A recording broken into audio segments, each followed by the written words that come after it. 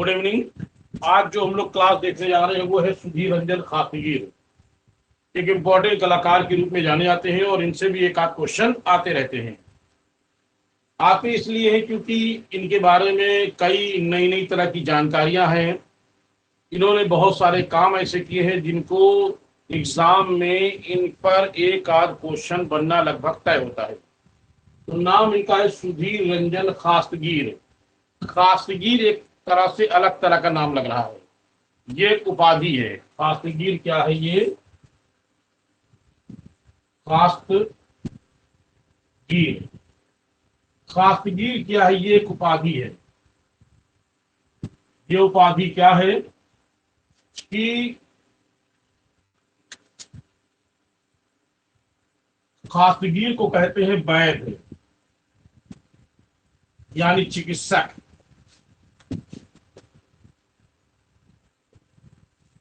इसका अर्थ क्या है? वैद्य। यानी मुगल काल में मुगल काल में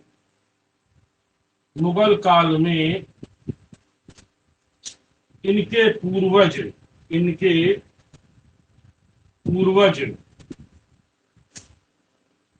वैद्य का कार्य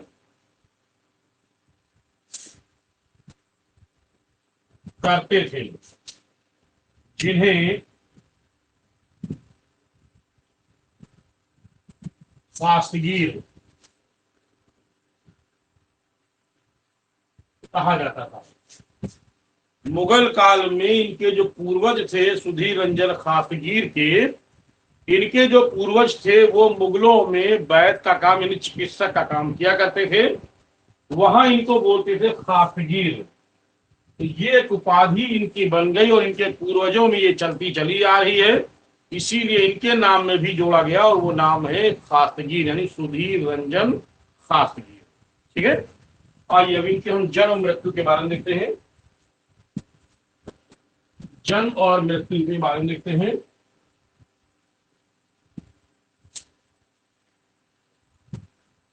जन्म इनका जन्म हुआ था 24 सितंबर 1907। 24 सितंबर 1907। 1907 चटगांव, कहाँ? बांग्लादेश।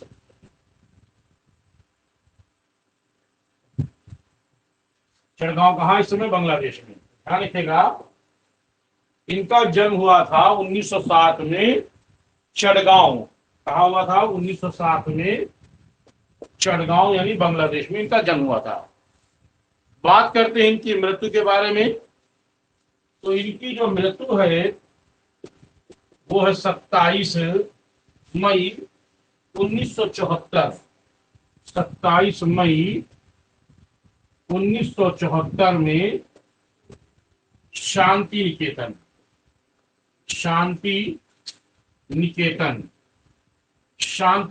में। ठीक है। और शांति निकेतन में कहा? वीर भूमि। कहा? ये वीर भूमि जिले में। ठीक है। यानी पश्चिम बंगाल के वीर भूमि जिले में यानी शांति निकेतन में इनकी मृत्यु हुई थी। अब सवाल उठता है कि ये इनको हम क्या कहें? क्या ये एक लोक चित्रकार थे? क्या ये एक बांसुरी वादक थे?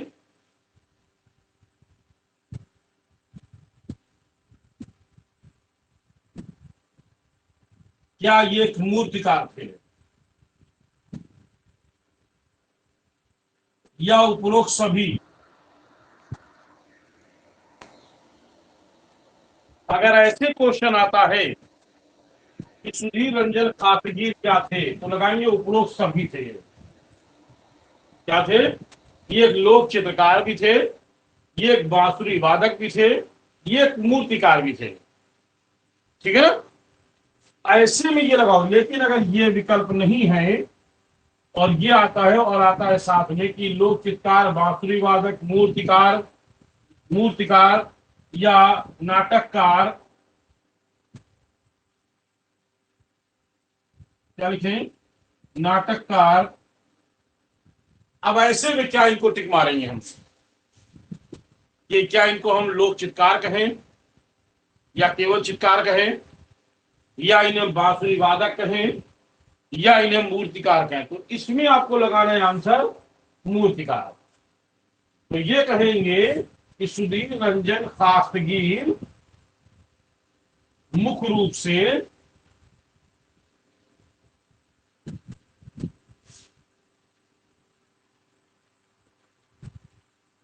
क्या थे, मुख्य रूप से ये मूर्तिकार थे। तो ध्यान रखिएगा, आपको अगर क्वेश्चन आता है कि सुधीर रंजन खास्तगीर क्या हैं, तो लगाओगे इसमें आप मुख्य रूप से मूर्तिकार।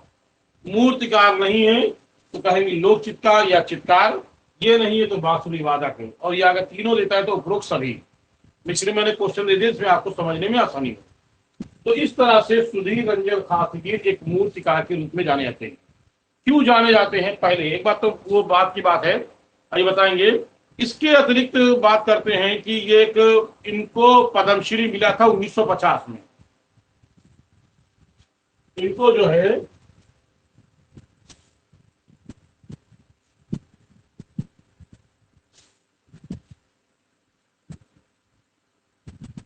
पद्मश्री 1950 में। अरे पद्मश्री तो पद्मश्री, पद्म भूषण, पद्म विभूषण सबको मिलता है कि ये कोई नई बात थोड़ी है। इन यहां पर एक नई बात है इसलिए लिखा हूं, मिलता मैं लिख दिया ये है, खत्म हो जाती बात। लेकिन यहां पर क्या नई बात है ये समझना है आपको। पद्मश्री पाने वाले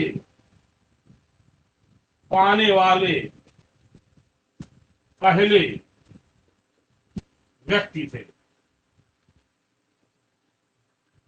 यानी जिस तरह से पद्म भूषण, पद्म विभूषण पाने वाले अलग अलग कलाकार है, जैसे एक में आपको मैंने पीछे लिखा है नंदलाल बसु, वो आपको मालूम है क्या उनको मिला था प्रथम में। उसी तरीके से पद्मश्री पाने वाले 1950 के ये पहले कलाकार हैं जिनको पद्मश्री दिया गया था, पहले कलाकार। ठीक है, ध्यान रखिएगा, सुधीर रंजन खास्तगीर पद्मश्री पाने वाले पहले कलाकार हैं, व्यक्ति हैं यानी क्या है, कलाकार है। ठीक, अब बात करते हैं इनके कला गुरु कौन है। कला गुरु इनके हैं अवनींद्रनाथ टैगोर और दूसरे हैं नंदलाल बसु।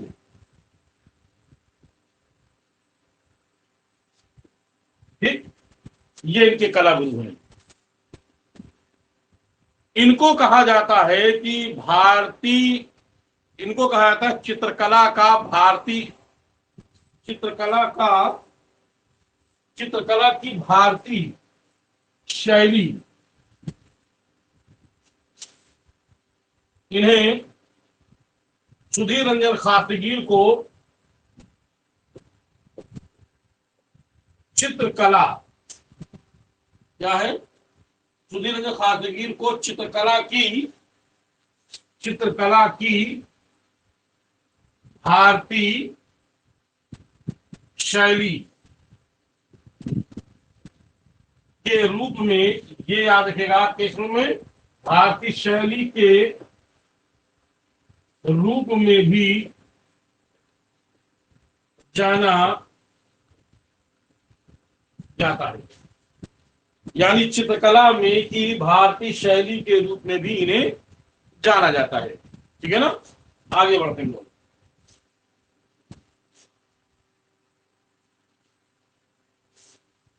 इनका जन्म चटगांव में हुआ था। ये एक चटगांव में रहते थे। एक छोटी सी झोपड़ी में रहते थे जिसे कॉटेज कहते थे।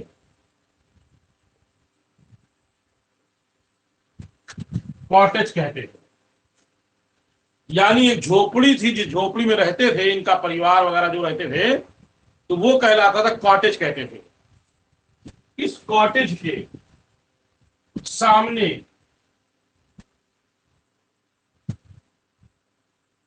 पहाड़ी थी, पहाड़ी के पीछे एक चर्च था। चर्च के पास कुछ मूर्तियां थी, जिन्हें मूर्तियां थी जिन्हें ये देखा करते थे। ये सुनिए मेरी बात को, मैंने क्या लिखा है। मैंने कहा एक छोटी सी झोपड़ी में रहते थे, जिसे वो कहते थे कॉटेज कहते थे। इस कॉटेज के सामने एक पहाड़ी थी, पहाड़ी के पीछे एक चर्च था, और चर्च के पास कुछ मूर्तियां थी जिन्हें वो देखा करते थे। यानी बचपन से ही उनके अंदर मूर्ति के बारे में उनको ज्ञान प्राप्त होने लगा था। इसीलिए वैसे तो इन्होंने चित्रकारी को बहुत सा काम किया है, लेकिन इनकी विशेष पहचान इनकी मूर्तिकार के रूप में होती है। ठीक है, तो ये ध्यान रखिएगा, इनकी कुछ मूर्तियां, जो मूर्तियां वहां देखा था और कुछ मूर्तियां थी। इसके बाद जब ये कुछ बड़े हुए तो इनके पिता ने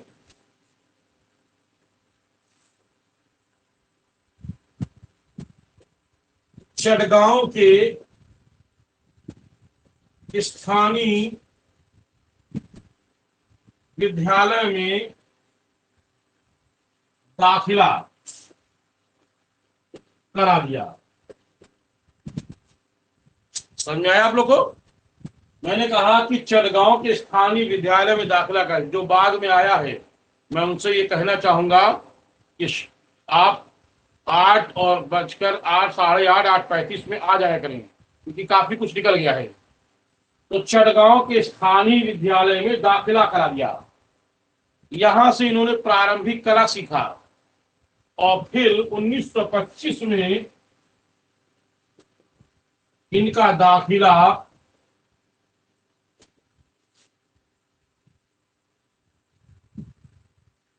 शांति निकेतन में हो गया। इनका दाखिला शांति निकेतन में हुआ, और यहां इनके कला गुरु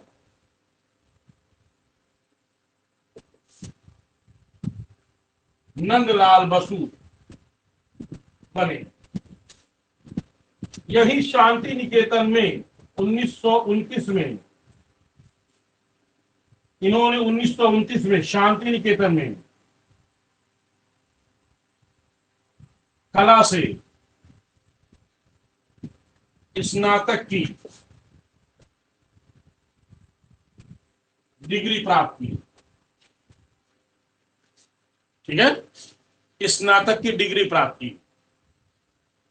उसके बाद ये अक्सर शांति निकेतन के बाहर जाके घूमा हुआ करते थे। ये वो दौर था जब भारत में देश की आजादी के लिए आंदोलन चल रहा था। ये वो दौर था जब भारत में महात्मा गांधी ने एक आंदोलन छेड़ रखा था, और उस आंदोलन का नाम था सविनय अवज्ञा आंदोलन। उस सविनय अवज्ञा आंदोलन में बहुत सारे लोग जो हैं वो ब्रिटिश सरकार उनको गिरफ्तार कर रही थी। यहां तक कि नंदलाल बसु भी 1930 में सविनय अवज्ञा आंदोलन में शामिल हुए थे, और उन्हीं आंदोलन में शामिल होने वाले थे सुधीर रंजन खासगीर। यानी उनके शिष्य भी बहुत सारे शामिल हुए थे, उनमें शामिल थे सुधीर रंजन खासगीर। सुधीर रंजन खासगीर युवा थे, अभी बिल्कुल नए नए थे, इसीलिए ब्रिटिश सरकार ने इनको क्रांतिकारी समझ करके उनको गिरफ्तार कर लिया था। ठीक है, यानी ध्यान रखिएगा,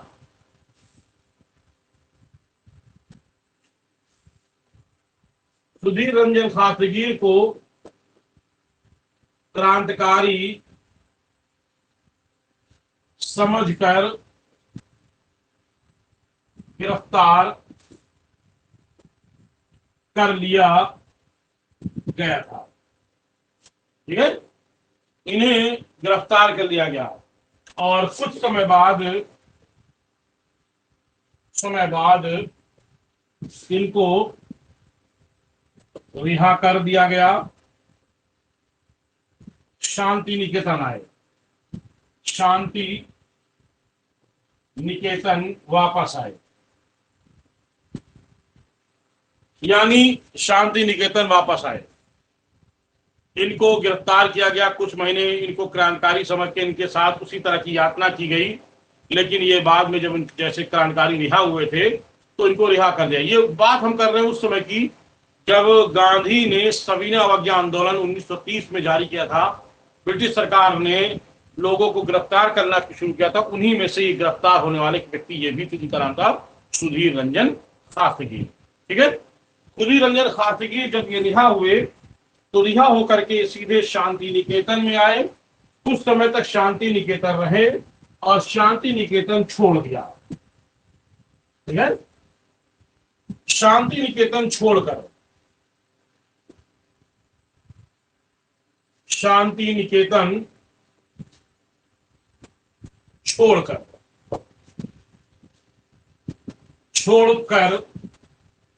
भारत भ्रमण किया। भारत भ्रमण किया, ये पहुंचे सबसे पहले बड़ौदा, बड़ौदा से अहमदाबाद,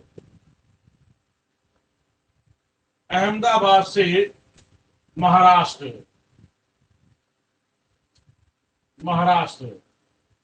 महाराष्ट्र में इन्होंने अजंता गुफा और एलोरा गुफा, इन दोनों गुफाओं को जाकर के इन्होंने देखा था। मैंने क्या लिखा है, शांति निकेतन छोड़कर भारत भ्रमण किया। ये गुजरात आए, गुजरात में बड़ौदा गए, अहमदाबाद गए, ठीक है, महाराष्ट्र गए और महाराष्ट्र में अजंता और एलोरा गुफा को इन्होंने देखा। और इस तरह से जब ये भ्रमण करके इनका दिल भर गया तो वापस शांति निकेतन फिर आ गए। शांति निकेतन में वापस आकर के, यानी शांति निकेतन वापस आए, वापस आकर शांति निकेतन वापस आए, वापस आकर के इन्होंने फिर कला सीखना शुरू किया। यानी अवनींद्रनाथ टैगोर से इन्होंने फिर से कला सीखना शुरू किया और यहां से इन्होंने फिर परास्नातक की डिग्री प्राप्त की। पहले स्नातक थे, परास्नातक हो गए, स्नातक होने के बाद फिर ये स्कूल के शिक्षक बन गए। शिक्षक बने, कहां के बने, दून स्कूल ऑफ आर्ट। ये नया नया अभी स्थापित हुआ था, 1935 की बात कर रहे हैं हम, तो नया नया स्थापित हुआ था दून स्कूल ऑफ आर्ट। ये दून स्कूल ऑफ आर्ट के शिक्षक बने। फिर वहां से इनका ट्रांसफर करा दिया गया, यानी इनको भेज दिया गया ग्वालियर में। आइए देखते हैं,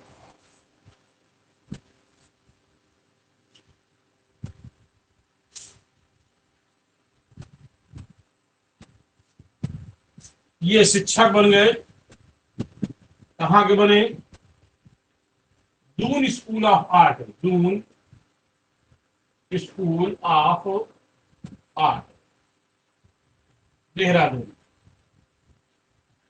Uttarakhand. Doon school of art के शिक्षक बने। ये नया नया खुला था 1935 में।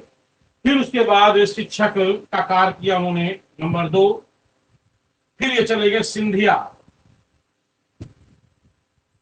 सिंधिया, सिंधिया यानी ग्वालियर में है, इसका नाम है Scindia school of art Gwalior, Scindia school of art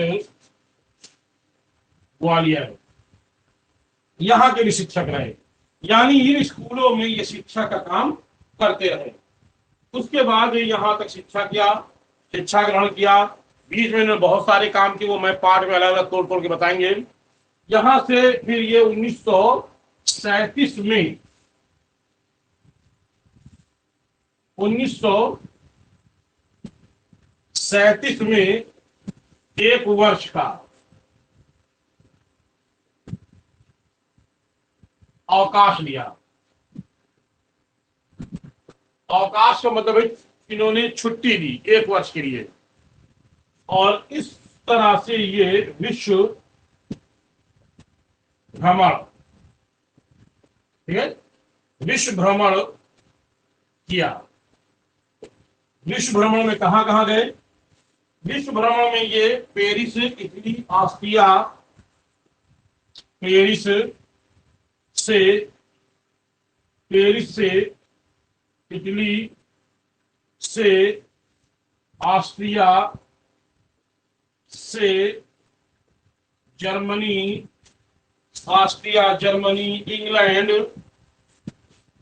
England पहुंचे। यहां इनकी भेंट यानी मुलाकात, भेंट मतलब मुलाकात आनंद कुमार स्वामी से हुई।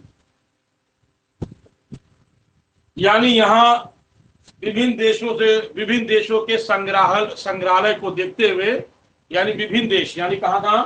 पेरिस के कुछ संग्रहालय देखा, इटली के संग्रहालय देखा, ऑस्ट्रेलिया के संग्रहालय देखा, जर्मनी के देखा, इंग्लैंड के देखा, और इंग्लैंड में जब थे तो यहीं पर आनंद कुमार स्वामी से इनकी भेंट हुई थी। तो इस तरह से सुधीर रंजन कार्तिकी विभिन्न स्थानों का इन्होंने भ्रमण किया। भ्रमण करने के पश्चात ये भारत वापस आ गए, और इन्होंने फिर भारत में कला आंदोलन शुरू किया, और ये कला आंदोलन के ये नेता बन गए। यानी भारत में कला आंदोलन का नेता कौन था? सुधीर रंजन खास्तीगिर। यानी जब विभिन्न स्थानों का दौरा किया, यानी मैंने बताया ना भ्रमण किया विदेशों का, तो वहां से बहुत सारी कला को जाना, तो उन कला को लेकर के ये चाहते थे कि और लोग भी जाने, तो इसके लिए इन्होंने एक आंदोलन किया, इसलिए कला आंदोलन के नेता बन गए। उनका नाम था सुधीर रंजन खास्तीगिर। फेमस हो गए। जब फेमस हुए तो उत्तर प्रदेश की सरकार ने इनको आमंत्रित किया, और आमंत्रित करने के पश्चात इनको लखनऊ स्कूल ऑफ आर्ट, कहां का है, कौन सा है, ध्यान रखिएगा, राजकीय कला शिल्प विद्यालय, वही लखनऊ स्कूल ऑफ आर्ट, यानी राजकीय कला शिल्प विद्यालय 1956 में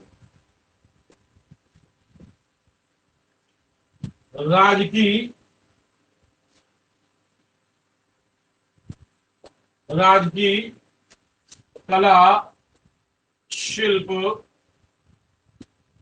महाविद्यालय लखनऊ के ये बन गए प्रधानाचार्य। इस प्रधानाचार्य के अनेक शिष्य हुए,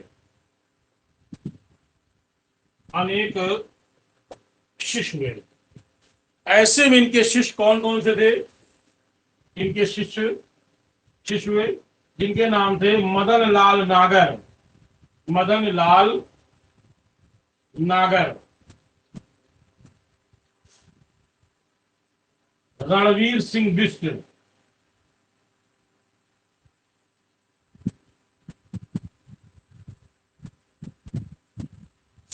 और अवतार कौन से हैं? उनका नाम अवतार सिंह।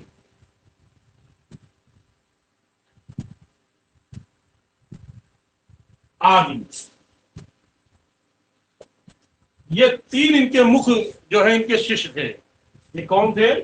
ये सारे के सारे इनके जो हैं शिष्य थे। तो राजकीय कला महाविद्यालय कह लें या लखनऊ स्कूल ऑफ आर्ट कह लें, जो जिसकी स्थापना 1911 में की गई थी, उसके ये प्रधानाचार्य बने, और प्रधानाचार्य बनने के बाद इन्होंने ये इनके शिष्य बने। उनमें जो नामी शिष्य कहलाते हैं मदन लाल लागर, मैं पढ़ा चुका हूँ आप लोग को। रणवीर सिंह बिष्ट आपको मैं पढ़ा चुका हूँ। अवतार सिंह ये समकालीन कलाकार में आते हैं, इनको मैं समकालीन कलाकार में बताऊंगा आपको, ठीक है। तो इस तरह से ये लखनऊ में रहे और लखनऊ में इन्होंने, जब ये लखनऊ के ये प्रधानाचार्य थे, जब ये प्रधानाचार्य थे तभी 1960 में, 1960, तभी 1960 में, 60 में गोमती नदी में बाढ़ आई थी। मैंने पढ़ाया था आपको रणवीर सिंह वाले में। 1960 में गोमती नदी में बाढ़ आई। जब ये बाढ़ आई 1960 में, तो उस विद्यालय यानी महाविद्यालय, यानी कल मैंने बताया ना अभी, महाविद्यालय के अनेक चित्र पानी में नष्ट हो गए तथा कुछ बह गए। उनमें से अनेक कलाकारों के चित्र थे और उन्हीं में से कलाकार का नाम था रणवीर सिंह बिष्ट। मैंने आपको बताया था, जो रणवीर सिंह मैंने पढ़ाया था, रणवीर सिंह के उसमें चित्र नष्ट हो गए थे। ये उस समय के प्रधानाचार्य कौन थे? सुधीर रंजन शास्त्री। 1962 की बात कर, सॉरी 60 की। तो इस तरह से सुधीर रंजन शास्त्री के समय ये हो गया। सुधीर रंजन शास्त्री ने इसी समय लगभग इन्होंने एक चित्र बनाया लीनो कट में, लीनो माध्यम में चित्र बनाया। लीनो माध्यम का मतलब होता है कॉटन कपड़ा, यानी सूती कपड़ा, लीनो कट। तो इन्होंने सूती कपड़े पर चित्र बनाया और उस चित्र का नाम है, लीनो कट पे बनाया गया उस चित्र का नाम है टोरसो। क्या नाम मैंने बताया? टोरसो। इन्होंने एक चित्र बनाया, उस चित्र का नाम था टोरसो। और इस तरह से इन्होंने अपने चित्रों में जल रंग, तैल रंग, पेस्टल रंग, यानी अभी आगे बताते हैं आपको हम, ठीक है।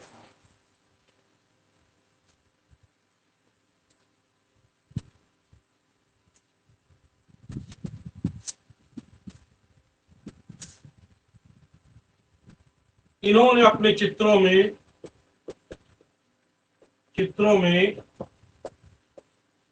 जल रंग, तैल रंग, पेस्टल रंग, इन तीनों का प्रयोग किया है। तीनों का इन्होंने क्या किया है? प्रयोग किया है। ध्यान रखिएगा, इन्होंने तीनों का प्रयोग किया है। क्लियर हो गया?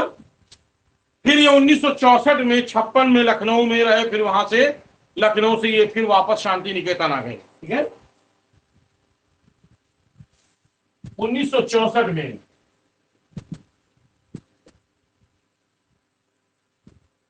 शांति निकेतन आ गए। शांति निकेतन में इनको कला भवन का अध्यक्ष बनाया जा रहा था, प्रधानाचार्य बनाया जा रहा था। इन्होंने इस पद को लेने से मना कर दिया। शांति निकेतन में कला भवन के अध्यक्ष पद को लेने से इनकार कर दिया,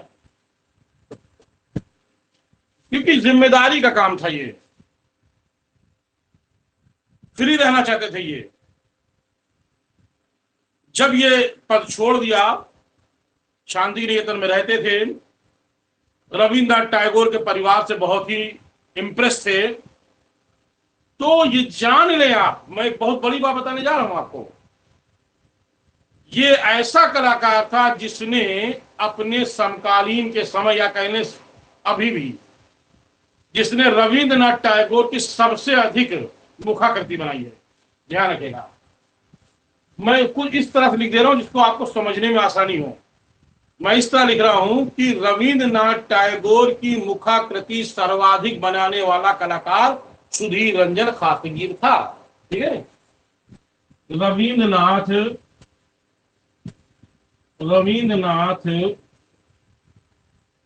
टैगोर की मुखाकृति बनाने वाला,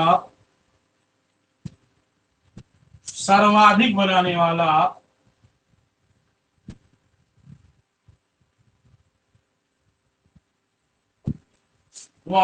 चित्रकार या कलाकार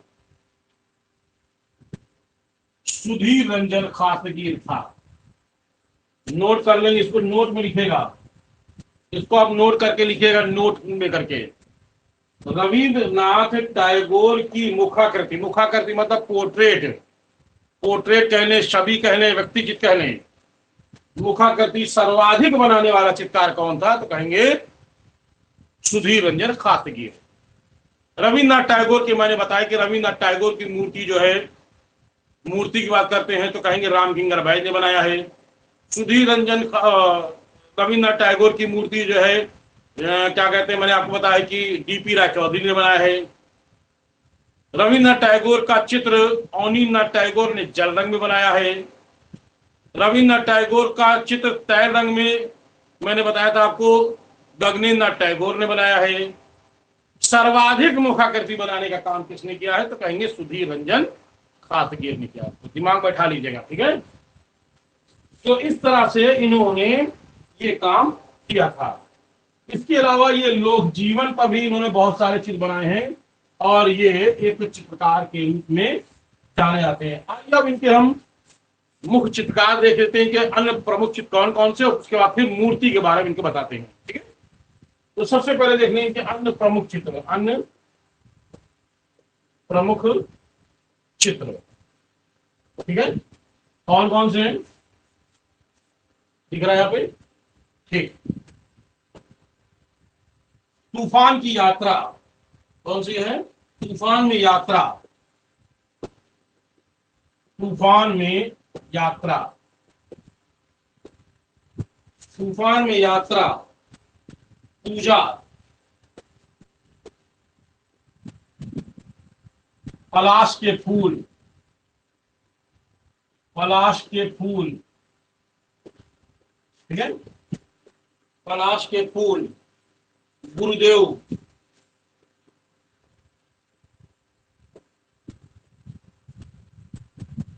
नगना, ठीक है, नगना, नर्तकी, नर्तकी, नाचने वाला, ठीक है, नर्तकी, नाचने वाला,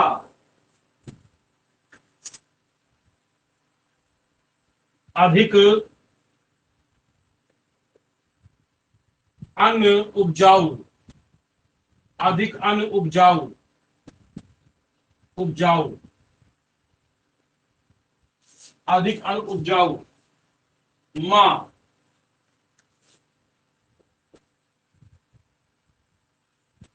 मां व शिशु,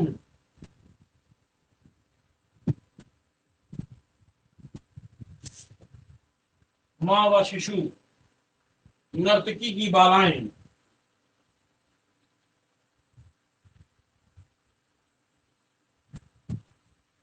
नर्तकी की बालाएं, लय, संथाल स्त्रियां,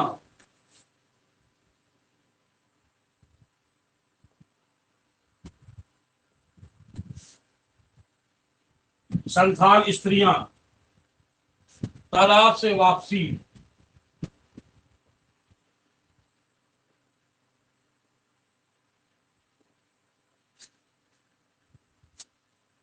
ठीक है, तालाब से वापसी। फिर उसके बाद में डाकू,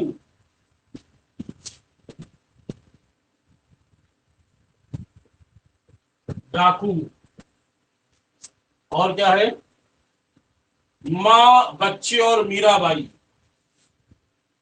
माँ, बच्चे और मीराबाई।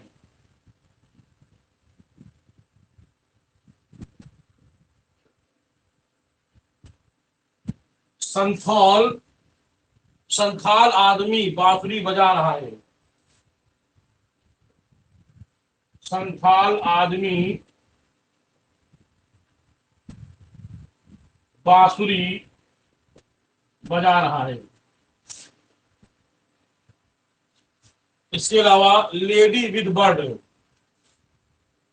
Lady with bird. इसके अलावा सोच में खोई हुई महिला, सोच में खोई हुई महिला। ये इनके प्रमुख चित्र हैं। एक बार फिर से देख लें। तूफान में यात्रा बहुत ही इंपॉर्टेंट, ठीक है। पलाश के फूल, पूजा, पूजा के बाद पलाश के फूल, गुरुदेव, नगना, नर्तकी, नाचने वाला, अधिक अनुजाऊ, माँ और शिशु, सर्वश्रेष्ठ चित्र, सर्वश्रेष्ठ चित्र माँ और शिशु। ये इनका इतना सर्वश्रेष्ठ है कि इन्होंने इसकी मूर्ति भी बनाई, आगे बताएंगे अभी आपको हम। नर्तकी की बालाएं, लय, संथाल स्त्रियां इंपॉर्टेंट, तालाब से वापसी, डाकू, माँ और बच्चे, मीराबाई इंपॉर्टेंट, संथाल आदमी बांसुरी बजा रहा, लेडी विद बर्ड इंपॉर्टेंट, सोच में खोई हुई महिला। ये सारे के सारे जो चित्र हैं किसके हैं? तो हम कहेंगे सुधीर रंजन खासगीर के। अब आइए इनकी मूर्ति के बारे में देख लेते थोड़ा सा, ठीक है।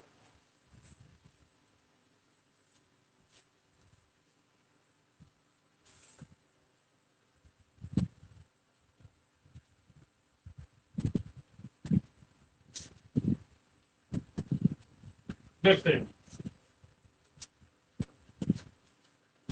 1937 में सुधीर रंजन खासगीर ने काष्ठ, इसका है सुधीर रंजन खासगीर ने काष्ठ से ढलाई की शिक्षा लंदन के कलाकार यानी मूर्तिकार, लंदन के मूर्तिकार से, मूर्तिकार का नाम क्या है? उस मूर्ति का नाम एरिक गिल, मूर्तिकार से, मूर्तिकार एरिक गिल, एरिक गिल से शिक्षा प्राप्त की थी, ठीक है। इससे इन्होंने सीखा था मूर्ति बनाना, एरिक गिल से सीखा था। लंदन के मूर्तिकार थे। जब ये मैंने आपको बताया था कि विदेशों में गए थे तो इन्होंने एरिक गिल से इन्होंने शिक्षा प्राप्त की थी, जो भारत में आए थे, जिनका नाम था मूर्तिकार एरिक गिल, ठीक है। ये मूर्तियां बनाते थे कौन? सुधीर रंजन खासगीर, जो सुधीर रंजन खासगीर जो मूर्तियां बनाते थे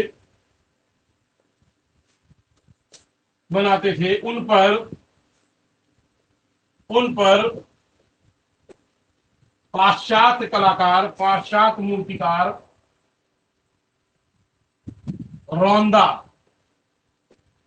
कौन? पाश्चात्य कलाकार रोंदा, ध्यान रखिएगा। रोंदा का यानी यूरोपीय कलाकार, पाश्चात्य कलाकार कहने यूरोपी नहीं देते यहाँ पे, यूरोपीय कलाकार, यूरोपीय मूर्तिकार रोंदा का प्रभाव दिखाई देता था। यानी इन पे किनके, किस मूर्तिकार का प्रभाव दिखता है? रोंदा का प्रभाव दिखाई देता है, ध्यान रखेगा, ठीक है ना। तो मैंने कहा एरिक गिल से इन्होंने शिक्षा प्राप्त की थी, और जो ये मूर्तियां बनाते थे उनका प्रभाव किसका मिलता था? आप कहोगे रोंदा का प्रभाव दिखता था, ठीक। इनकी सबसे श्रेष्ठ मूर्ति शिल्प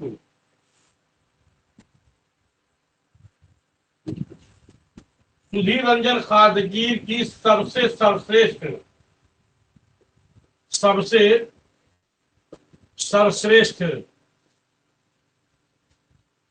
मूर्ति शिल्प का नाम है डॉटर ऑफ, क्या नाम है, डॉटर ऑफ द सॉइल। मूर्ति का नाम है daughter daughter daughter of the soil, ये इनकी मूर्ति है।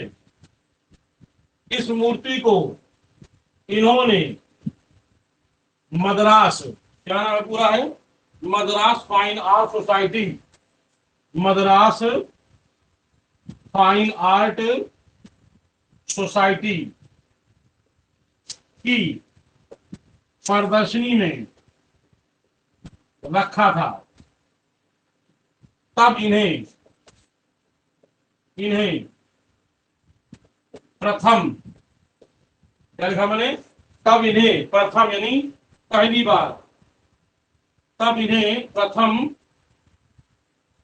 मूर्ति कला के लिए, प्रथम मूर्ति कला के लिए पुरस्कार दिया गया था।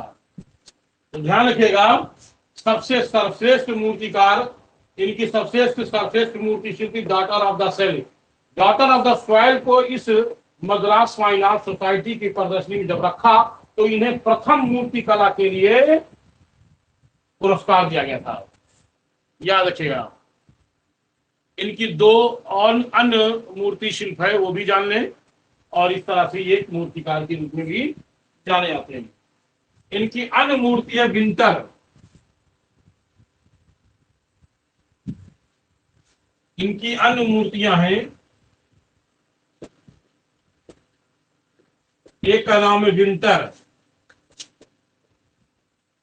और दूसरे का नाम है माँ व शिशु, माँ और शिशु,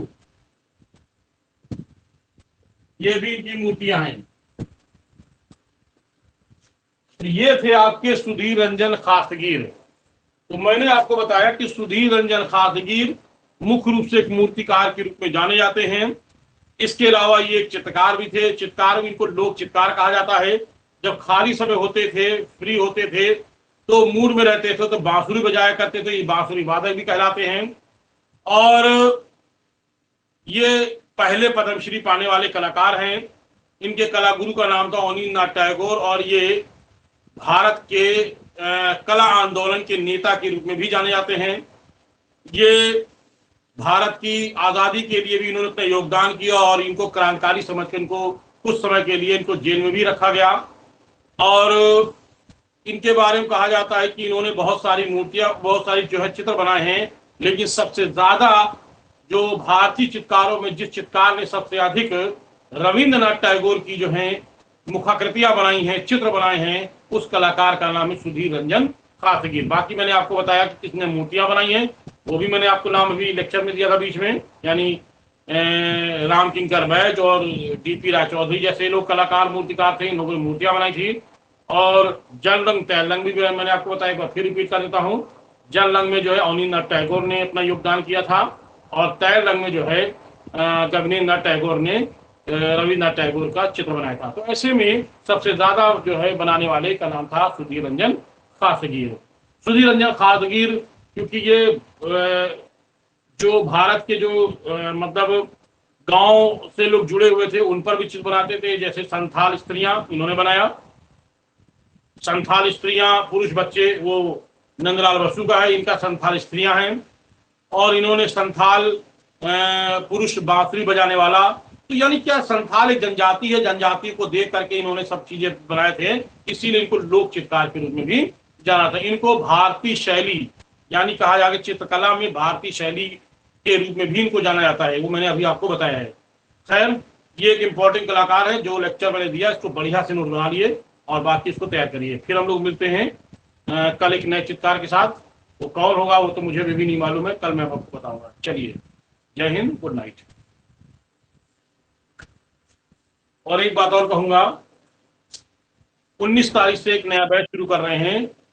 19 तारीख से पाश्चात्य कला पे रहेगा, और जो आपके संपर्क वाले हों, जो लोग, बहुत सारे लोग नहीं जुड़ पाए, लोग नहीं जान पा रहे हैं, डेली एक आध नया बच्चा जुड़ जाता है आप लोगों के साथ में, तो उनको भी थोड़ा सा आप लोग बताएं। और अगर खाली वो पाश्चात्य करना चाहता है या वेस्टर्न करना चाहता है, वेस्टर्न करना चाहता है या टेक्निकल करना चाहता है, तो वो भी उसके लिए एक अलग व्यवस्था है, क्योंकि ये वाला पोर्शन अलग कर देंगे हम भारतीय कला को। और पूरा करना चाहेगा तो पूरा भी है, जब पूरा करेगा तो सीधी सी बात उसका बेनिफिट भी होगा, और वैसे अगर फुटकर करेगा तो उसका थोड़ा सा फीस ज़्यादा हो जाएगी। तो चलिए फिर मिलते हैं हम लोग एक नए कला का साथ, तब तक भी जाएगी। Good night.